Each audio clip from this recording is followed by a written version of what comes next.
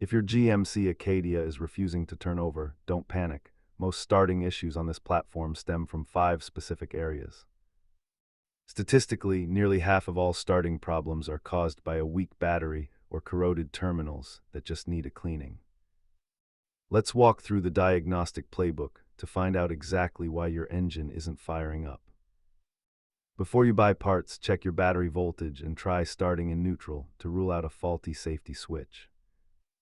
Listen closely to the sound. A single loud click usually points to the starter, while rapid clicking means low battery power. If the engine cranks but won't catch, your fuel pump or its relay might be the silent culprit. Simple electrical issues are easy DIY wins, but fuel pumps and starters on the Acadia often require a professional shop. Repair costs vary wildly, from a $100 battery to a $700 fuel pump replacement. For stubborn cases, check your dashboard security light to ensure the anti-theft system isn't locking you out. Keep a basic multimeter and an OBD scanner handy to make these diagnostic steps much faster.